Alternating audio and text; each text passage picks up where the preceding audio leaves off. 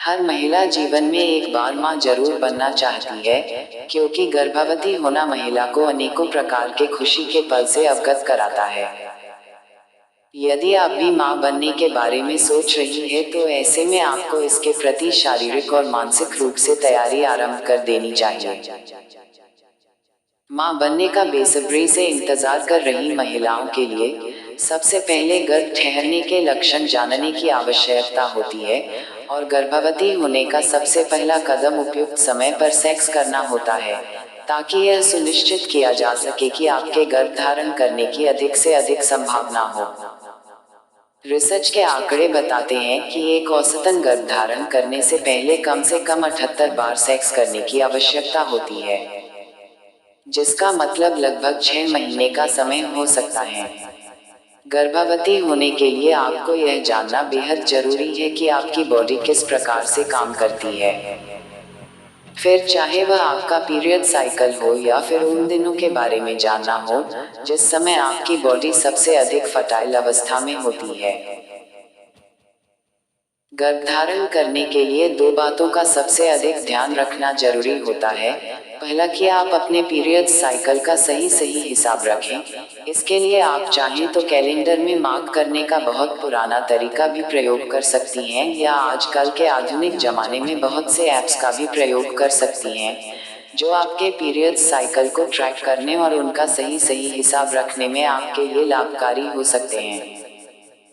दूसरी सबसे अधिक ध्यान देने वाली बात यह है कि गर्भधारण के लिए सेक्स करने का सबसे सही समय कौन सा होना चाहिए है। ऐसा देखा गया है कि प्रेगनेंसी के शुरुआती लक्षण सभी महिलाओं में एक जैसे नहीं होते हैं।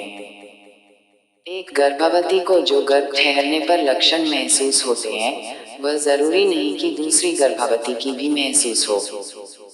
किन चीजों से महिलाओं में गर्भवती होने की संभावनाएं बढ़ जाती है।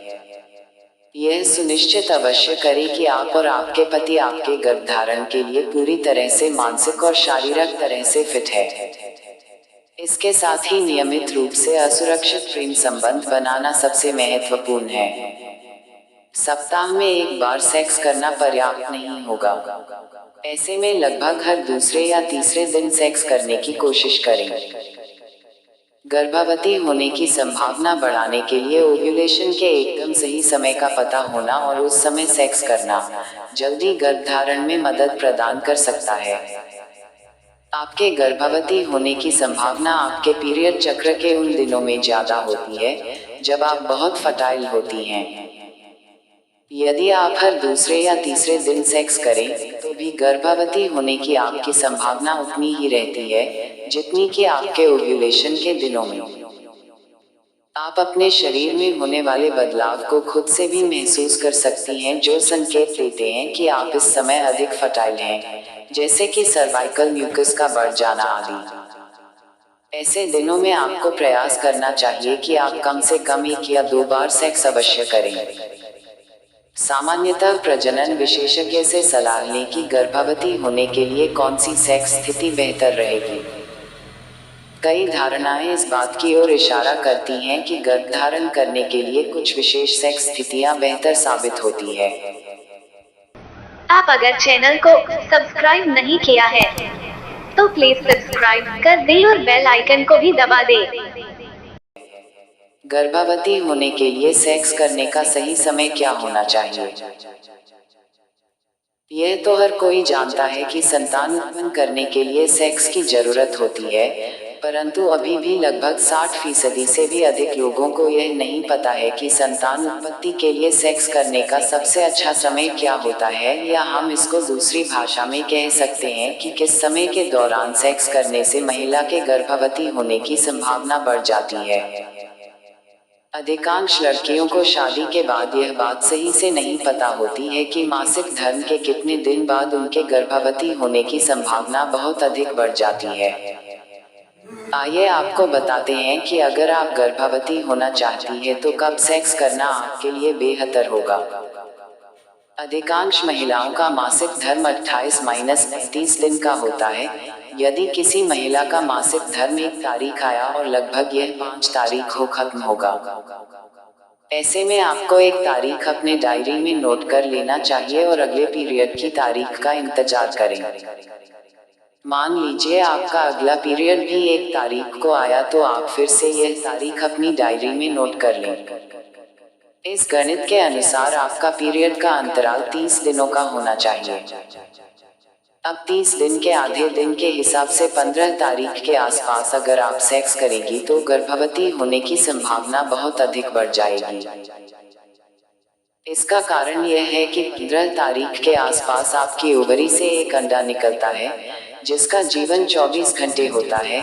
इस 24 घंटे में पुरुष का स्पर्म आपके अंडे के संपर्क में आया तो स्पर्म के अंडे में प्रवेश करने की पूरी आशंका होती है और आप गर्भवती हो सकती हैं। ऐसे में यह बिल्कुल जरूरी नहीं कि आप अगर 15वें दिन ही सेक्स करें तभी आप गर्भवती हो सकती हैं। अगर आप 13वें या 14वें दिन भी सेक्स करेंगी तो भी गर्भवती होने की संभावना अधिक हो सकती है। इसके अलावा 16वें या 17वें दिन भी सेक्स करना आपको गर्भवती बना सकता है। इस बात को ऐसे समझते हैं, मान लीजिए आपने 13वें या 14वें दिन सेक्स किया, तो ऐसे में स्पर्म आपके गर्भाशय में 2-3 दिन तक घूमता रहेगा, क्योंकि माना जाता है कि महिला के गर्भ में पुरुष का स्पर्म लगभग 72 घंटे तक एक्टिव अवस्था में रहता है। ऐसे में 14वें या 15वें दिन अंडा निकलने पर स्पर्म अंडे में प्रवेश कर सकता और आप गर्भवती हो सकती हैं। मान लीजिए यदि अंडा 15 को निकला तो ऐसे में वह 24 घंटे जिंदा रहेगा और ऐसे में यदि 16 या 17वें दिन सेक्स किया गया तो भी गर्भवती होने की पूरी उम्मीद हो सकती है। मतलब बीच के 5 दिन में गर्भवती होने की सबसे अधिक संभावना रहती है। इसलिए यदि आप शिशु को जन्म देने के बारे में सोच रही हैं तो इन 5 दिनों में या तो रोजाना या दूसरे दिन सेक्स करने का अवश्य प्रयास करें। पीरियड खत्म होने के लगभग 10 दिन पहले और 10 दिन बाद तक आप बिना कॉन्डोम का प्रयोग किए सेक्स कर सकती हैं, क्योंकि इस दौरान आपके गर्भवती होने की संभावना बहुत ही कम होती है। नोट: अतः यह बात तो यह है कि प्रेगनेंसी प्लान करने के लिए महिला को अपने ओव्यूलेशन का सही समय पता होना चाहिए। इसके लिए सबसे जरूरी है कि आपको यह ज्ञात होना चाहिए कि आपके मासिक धर्म का कैलेंडर क्या है। हर महिला के मासिक धर्म की साइकिल 24 से 40 दिन के बीच की होती है।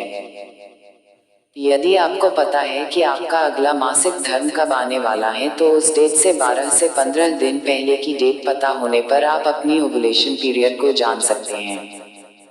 इस प्रकार इस दौरान सेक्स करने से आपके गर्भवती होने की संभावना बहुत अधिक बढ़ जाती है। ओव्यूलेशन क्या है? ओव्यूलेशन महिलाओं के मासिक धर्म का एक हिस्सा होता है। जब किसी महिला के अंडाशय से अंडे निकलते हैं तो इस प्रक्रिया को ओव्यूलेशन कहते हैं।